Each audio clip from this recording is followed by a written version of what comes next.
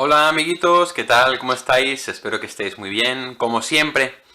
En este vídeo voy a demostrar la existencia de Dios. No lo voy a hacer porque la existencia de Dios no se puede demostrar. Ya en el vídeo sobre el ateísmo, el último que subí, explicaba cómo la existencia de Dios no se puede demostrar científicamente. Nadie puede demostrar que Dios existe, ni tampoco se puede demostrar que Dios no existe. ¿Por qué? Precisamente porque la fe es algo que es libre. Uno elige si quiere creer o si no quiere creer. No se le puede demostrar a alguien que Dios existe, porque entonces sería obligatorio creer. Es decir, si yo pudiera demostrar científicamente la existencia de Dios, como puedo demostrar que 2 más 2 son 4, pues igual que tú no eres libre de creer que 2 más 2 son 4, o 5 o 7, sino que sabes que es 2 más 2 son 4, y si no, es que no estás bien de la cabeza. Si yo pudiera demostrar también científicamente que Dios existe, entonces también tendría que ser obligatorio creer en Él. Y la esencia de la fe es que es libre, es una elección, es un acto de la voluntad en la que uno elige creer o no creer. Esa es la cuestión, como diría Shakespeare. Tengo aquí unas notas, obviamente, porque es un tema suficientemente de calado y densito para que lo podamos abordar. Lo primero de todo es recordar que la ciencia no puede demostrarnos que Dios no existe.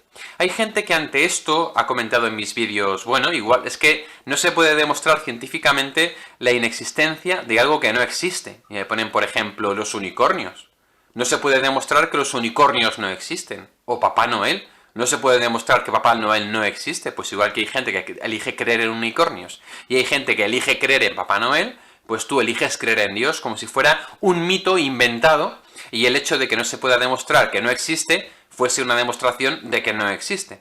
Mirad, la ciencia no puede demostrar que existe algo ilógico. Por ejemplo, la ciencia nunca podrá demostrar que 2 más 2 son 5 o 5 y medio. La ciencia nunca podrá demostrar que hay un círculo cuadrado o que hay un cuadrado que es redondo. Son contradicciones en sí mismas ilógicas. Sin embargo, el hecho de que la ciencia no pueda demostrar que algo no existe, no quiere decir que no exista. De hecho, por seguir con los ejemplos que decíamos, los unicornios han existido. Hace poco se ha descubierto ejemplares de unicornio siberiano, que es una variante del rinoceronte, no es un caballo con un pincho en el morro, pero ciertamente al final te das la sorpresa de que resulta que el unicornio existe, ¿no?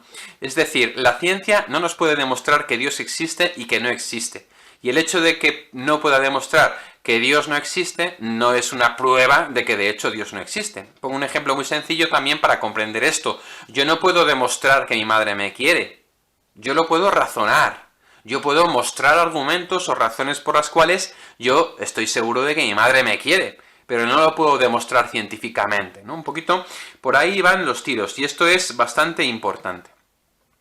Desde ahí entendemos que creer es razonable. Es decir, no se puede demostrar científicamente la existencia de Dios, eso está claro, pero sí que uno puede dar razones de por qué cree en Dios. Una persona puede tener la certeza de que Dios existe y puede dar razones por las cuales él cree en Dios. Eso es un poco de lo que va este vídeo.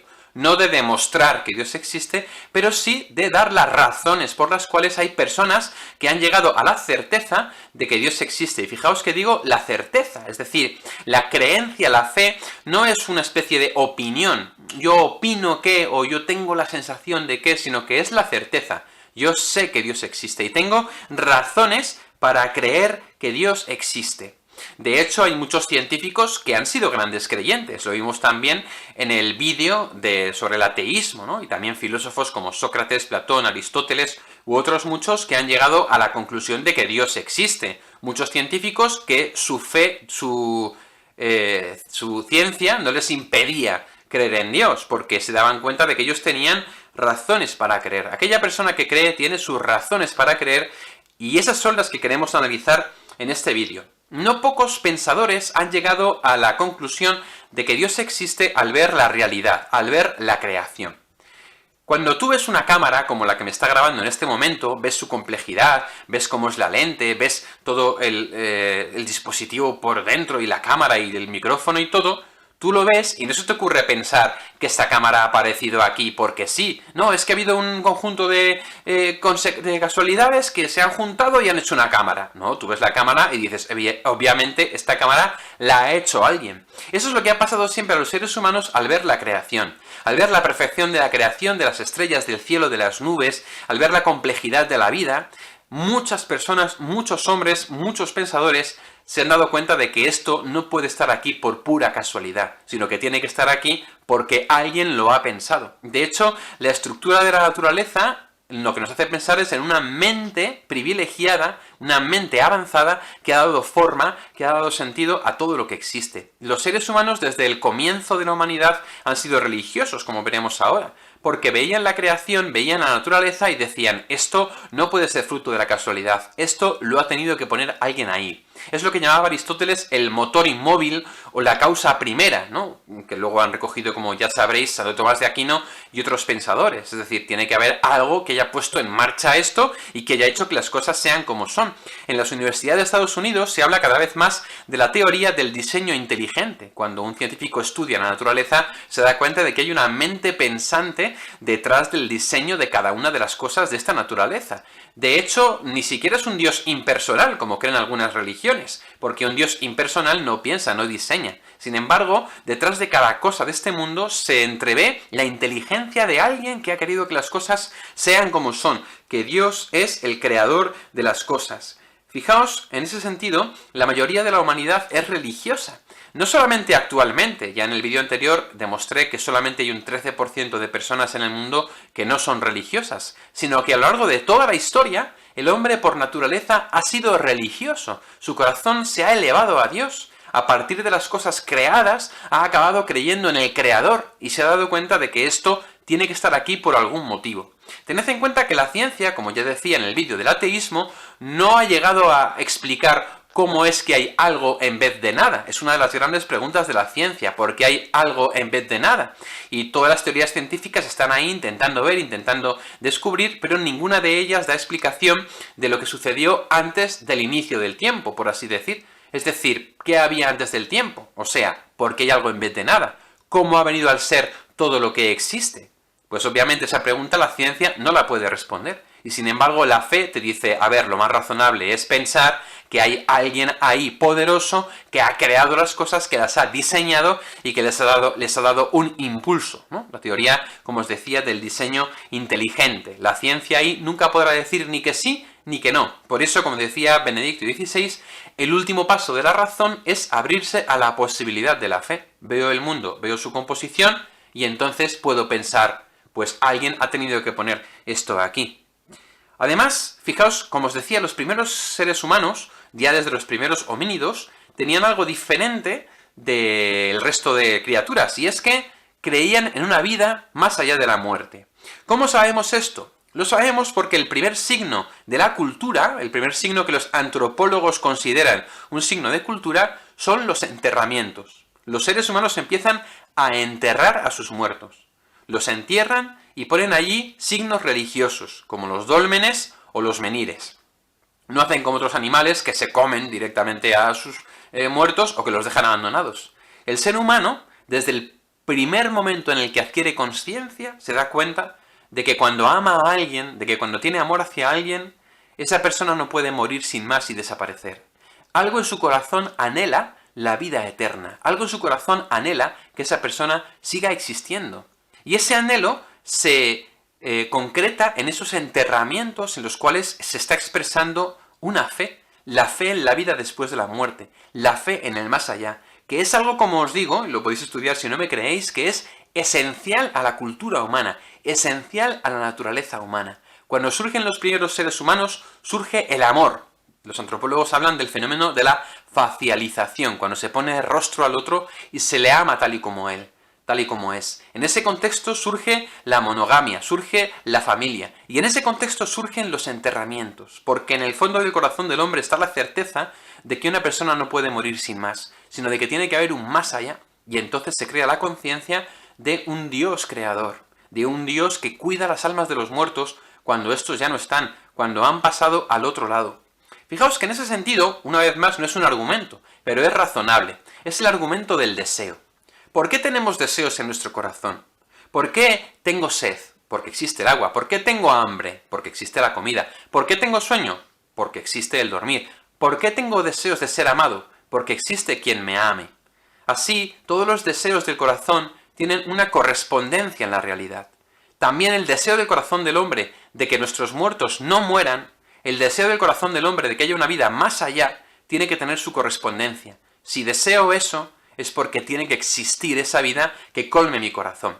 Fijaos, el ser humano es la criatura más evolucionada que hay. Hemos dominado toda la naturaleza, toda la creación, todo lo que hay, hemos alcanzado la cumbre racional de la evolución, y sin embargo, tenemos un deseo en nuestro corazón que es el deseo de Dios, que teóricamente, según los ateos, es un deseo absurdo. Es decir, un perro no piensa que Dios exista. Un delfín no piensa que Dios exista, ni un colibrí. Ellos no piensan que Dios exista. Y tienen razón. Pero el ser humano, que es la criatura más avanzada y más evolucionada, cree que Dios existe y se equivoca.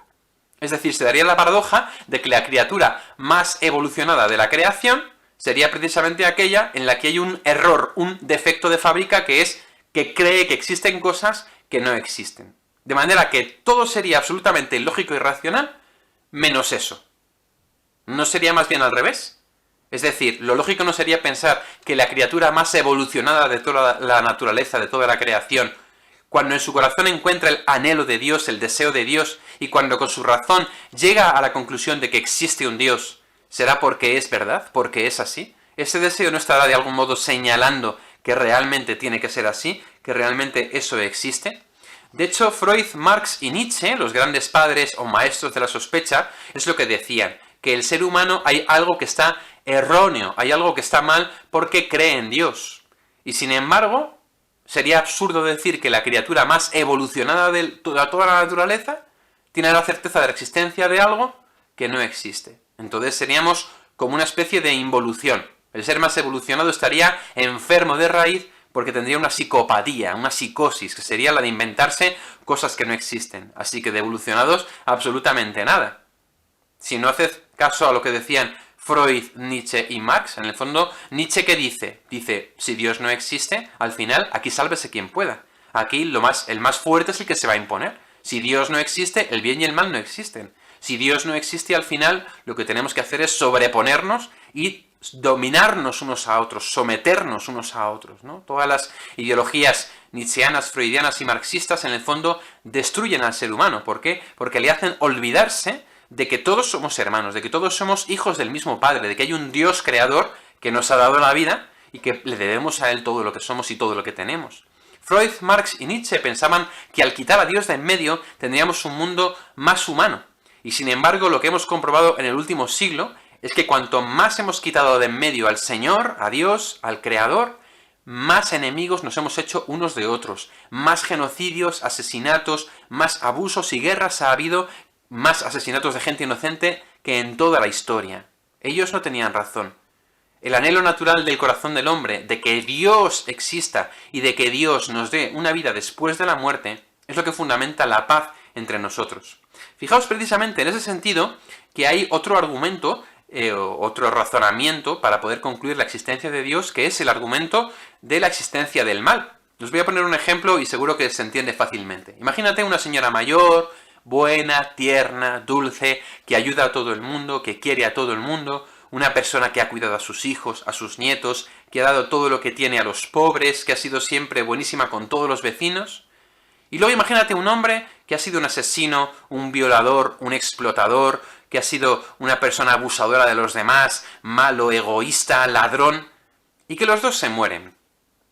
¿Tú crees que es justo que los dos reciban lo mismo? Es decir, nada, porque si después de la muerte no hay nada, pues tanto la señora buenísima como el hombre malísimo no reciben absolutamente nada. Sería una injusticia tremenda. El corazón del hombre clama por la justicia. Y hay algo dentro de nosotros que también nos está diciendo, no puede ser que dé igual lo que tú hagas en esta vida. Tiene que haber de algún modo justicia. Y si no se da en esta vida, tiene que darse en la otra. Pero en algún momento tiene que hacerse justicia. Y eso está en el corazón del hombre. Por eso tantas religiones nos hablan de un juicio después de la muerte. Y un juicio según el cual tú recibes según tú te has comportado. Si tú analizas el anhelo de justicia que hay en nuestro corazón, te darás cuenta de que ese anhelo de justicia está clamando por un juicio que vaya más allá de la muerte, de manera que no reciban lo mismo los buenos y los malos, los pobres y los ricos, los justos y los injustos. Otro argumento u otro razonamiento que tenemos para creer que Dios existe es lo que se llaman las experiencias de Dios. Tantas personas en el mundo que dicen que han experimentado a Dios, que tienen la certeza de haber sentido en sus vidas la presencia de Dios. Son los que llamamos los conversos, como San Pablo, como San Agustín, como tantas personas que han tenido una experiencia de Dios y se han convertido. De entre ellas hay una que me gusta especialmente, que es André Froissart. Es un pensador francés que era ateo, de familia comunista, absolutamente anticlerical, pero que en un momento dado de su vida tiene una experiencia de Dios, y entonces se convierte. Y André Froissart tarda 10 años en procesar la experiencia que ha tenido, porque choca tan frontalmente con todo su pensamiento, que para poder hacer la síntesis le lleva años. Él no estaba buscando a Dios, no se sentía mal con la vida. Él sencillamente pensaba que lo que estaba haciendo era lo que tenía que hacer, y sin embargo Dios lo encontró. Su libro se llama Dios existe, yo me lo encontré, de André Froissart. Os invito a que lo busquéis, y si no queréis leer el libro, por lo menos a que busquéis en internet información sobre su vida. Hay muchas personas que hemos tenido experiencia de Dios, una experiencia de Dios que ha tocado nuestro corazón, que ha tocado nuestra mente y que ha tocado nuestra voluntad. Es decir, no algo simplemente sensible, una emoción del momento, sino algo que ha perdurado en el tiempo y que nos ha cambiado por dentro, tanto la estructura mental como nuestra propia libertad, y que nos ha hecho empezar a creer en alguien que pensábamos antes que no existía o que no estaba ahí. Hay personas, cuando les digo esto, que dicen que eso es por autosugestión. No, es que estabas tú mal, tú necesitabas a Dios, y entonces te autosugestionaste para poder provocarte esa sensación positiva, y tú a eso lo llamaste Dios. A esas personas les suelo decir que si eso fuera así, eso quiere decir que yo podría causarme a mí mismo una experiencia de Dios cuando yo quisiera, y de un modo especial cuando yo estuviera mal. Es decir, si yo estoy mal, si lo estoy pasando mal, entonces podría autosugestionarme de nuevo para poder volver a sentir a Dios y entonces volver a sentir paz. Mirad, de hecho, los creyentes, incluso siendo creyentes, tenemos malos momentos. Tenemos muy malos momentos. De hecho, los peores momentos de mi vida no han sido cuando no era creyente. Han sido siendo creyente.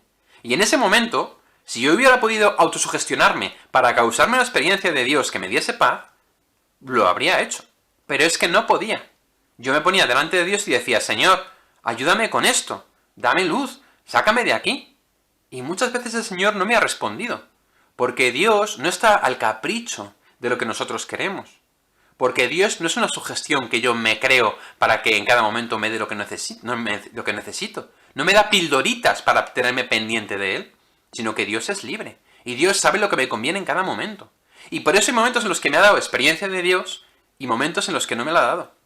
Porque si cada vez que he estado mal yo hubiera sentido a Dios, su consolación, y hubiera salido adelante, entonces siempre tendría la sospecha de si lo que me está pasando no es autosugestión causada por mí mismo.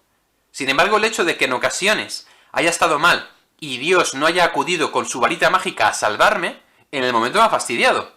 Pero luego me ha hecho darme cuenta de que significa que Dios es libre, que Dios existe, que todas las experiencias de Dios que yo he tenido son reales, porque no las puedo causar ni a mí mismo ni a otros cuando yo quiera. Por tanto, las experiencias de Dios es algo que no es irracional. Son experiencias reales que uno tiene y que puede razonar. Es como lo que os decía del amor de una madre. Yo te puedo razonar que mi madre me quiere. Te puedo dar motivos por los cuales yo tengo la certeza de que mi madre me quiere. Pero no te puedo demostrar científicamente que mi madre me quiere. En ese sentido, tampoco te puedo demostrar científicamente que Dios existe. Y sin embargo yo tengo la certeza por mi experiencia de Dios, que ha tocado mi emoción, mi inteligencia y mi voluntad, y me hace darme cuenta de que Dios existe, aunque después haya habido momentos duros en los cuales yo no haya sentido a Dios, pero he tenido en mi corazón la certeza de la experiencia que yo he tenido. Y así me he dado cuenta de que Dios no es una autosugestión que yo me he causado, sino que es alguien que realmente desde fuera ha incidido en mi vida y me ha hecho tener una experiencia de su amor. Fijaos además otra cosa curiosa. Las religiones, orientales sobre todo, son intentos del hombre por llegar a Dios. Tenemos las religiones míticas, pues como la romana, como la griega, o como la hindú, que son pues muchos dioses, que son como lo que se llaman antropomorfismos, ¿no? Que es que proyectan en Dios pues aspectos de lo que el ser humano es y se crean pues ahí como una historia. Luego hay religiones que se presentan como caminos para llegar a Dios, como el taoísmo, como el budismo o como otro tipo de religiones orientales. Sin embargo, solo hay una familia religiosa que diga que Dios se ha revelado, que no es que el hombre haya intentado llegar a Dios, sino que es Dios quien ha bajado hasta el hombre. Y esa corriente es la corriente judeocristiana. Los judíos dicen que Dios se aparece a Abraham y le llama, y que a través de él crea el pueblo de Israel, a través luego de los patriarcas, de Moisés. Los cristianos creemos que después de ellos, el mismo Dios se hizo hombre en Cristo y se reveló a sí mismo. Y los musulmanes han cogido de algún modo la revelación de Abraham y la revelación de Jesús y le han dado otro enfoque. Pero las tres provienen del mismo evento, la revelación de Dios. No hay ninguna religión más en este mundo que pretenda ser revelada, solamente la corriente judeocristiana, que es además la religión mayoritaria a lo largo de toda la tierra. ¿No os parece sospechoso que precisamente solamente haya un conato de revelación de Dios a lo largo de la historia y que ese haya dado lugar a una serie de familias religiosas que se parecen mucho y que en el fondo digan que Dios se nos ha dado a conocer? No ha habido otra revelación de Dios, otra pretendida ni supuesta revelación de Dios, sino sobre todo la judía, la cristiana y después pretendidamente la islámica, la musulmana. Eso es una cosa que también a uno lo hace pensar. ¿Por qué precisamente esto? Si fuera una paranoia, habría habido 1000 revelaciones, 300 revelaciones, 2 revelaciones, pero solamente ha habido una revelación. ¿Por qué motivo? ¿No será porque es verdad que Dios se ha dado a conocer porque se ha dado cuenta de que el hombre no podía llegar a él? Efectivamente, nosotros podemos llegar a concluir que Dios existe, que Dios ha creado todo, pero no podemos llegar a saber cómo es Dios. Y por eso Él ha querido darse a conocer, ha querido revelarse a través de la corriente judeocristiana para que podamos comprender de un modo más profundo cuál es la naturaleza de Dios.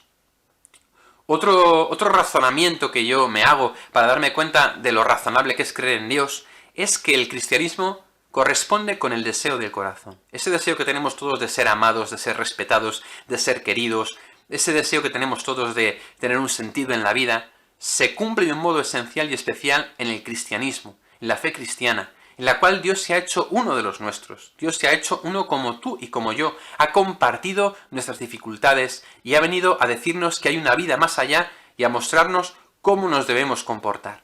Analicemos lo que dice el cristianismo. ¿Qué dice el Señor? Dice, amaos unos a otros como yo os he amado. Amarás a tu prójimo como a ti mismo. Incluso llega a decir, amad a vuestros enemigos. Yo os hago una pregunta. Incluso aunque nos planteáramos, bueno, pues no sabemos si Dios existe, si no existe. Si todo el mundo viviese como dice Jesús, ¿cómo sería el mundo? Si todo el mundo se amase, si todo el mundo se quisiera, si todo el mundo amara incluso a los enemigos, el mundo sería un paraíso, sería un lugar increíble. Si cumpliéramos los 10 mandamientos, nuestro mundo sería una maravilla. Y no sería un poco la porquería en la que la estamos convirtiendo por culpa del egoísmo. El cristianismo nos hace ser generosos, ser altruistas, amar a los demás, dar a los demás, compartir con los que no tienen. Nos hace no poner nuestro corazón en los bienes materiales. Nos hace fundamentar el por qué el bien es bien y el por qué el mal es mal. El cristianismo es el modo perfecto de vida. ¿No os hace pensar esto algo? ¿No os parece razonable que esto pueda significar que el cristianismo es la verdad a la que nuestro corazón aspira? Es verdad que los cristianos somos pecadores como todo el mundo y que ninguno cumplimos en plenitud lo que Cristo nos llama. Pero imaginaos que todos tuviéramos ese ideal. El mundo sería un lugar absoluta y radicalmente maravilloso. Sería un lugar, pues un paraíso, lo que os he dicho antes, un paraíso. Eso a mí me hace muy razonable pensar que la revelación cristiana es la verdadera, porque corresponde de un modo esencial al deseo del corazón del hombre y porque si la cumpliésemos alcanzaríamos un grado de felicidad en esta vida que sería absolutamente increíble. Nunca lo podremos conseguir del todo, porque pues, esto no es el cielo. Los cristianos queremos precisamente, como os he dicho ya en el vídeo, que hay una vida después de la muerte y que en esa vida después de la muerte vamos a ser colmados por encima de todo. Pero si todo el mundo siguiera esta fe, el mundo sería maravilloso. Obviamente lo que os he dicho no son argumentos, obviamente no son argumentos que demuestran la existencia de Dios, pero sí que son razones que hacen razonable el pensar, oye, pues a lo mejor Dios existe, oye, pues a lo mejor Dios ha creado todo, oye, a lo mejor Dios se ha dado a conocer y nos ha revelado qué es lo que Él realmente quiere de nosotros, para qué nos ha creado, para qué estamos aquí. Esa es la pretensión cristiana. Esa es la pretensión de las religiones reveladas, que verdaderamente Dios nos ha dado a conocer qué es lo que Él quiere de nosotros. Te invito, por tanto, en este vídeo, si eres creyente, a que no pienses que tu fe es irracional. Tú tienes motivos para creer, tú tienes razones para creer, y tú, a quien te las pidas, se las puedes dar. Nunca le podrás demostrar esas razones, esa existencia de Dios, nunca podrás hacer que Él se ponga en tu piel para que viva lo que tú has vivido. Pero sí que tienes razonable tu fe, sí que tu fe tiene razones para existir.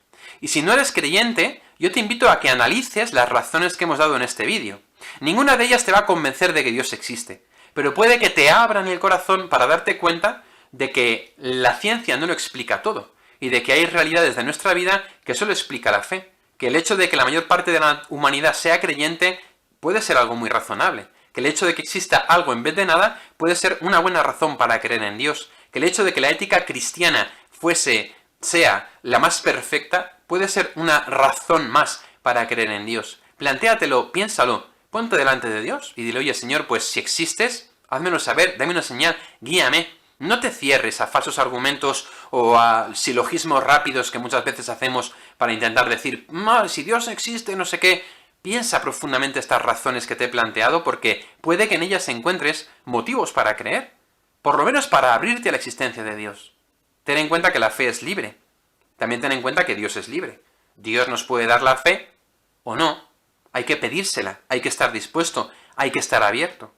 Si lo estás, yo estoy seguro de que Dios tarde o temprano te va a dar la gracia de poder encontrar su voluntad. Insisto una vez más, este vídeo no es para demostrar científicamente la existencia de Dios, porque no se puede. Es un vídeo para demostrar que creer en Dios es razonable y que merece la pena creer en Él. Ahora, el siguiente paso lo tienes que dar tú.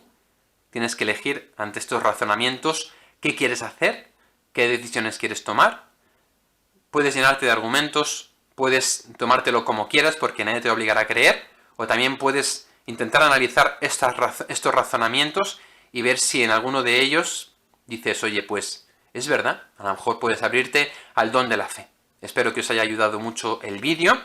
Es cierto, no lo suelo decir, pero os lo digo en este porque, bueno, compartidlo, porque creo que puede hacer mucho bien.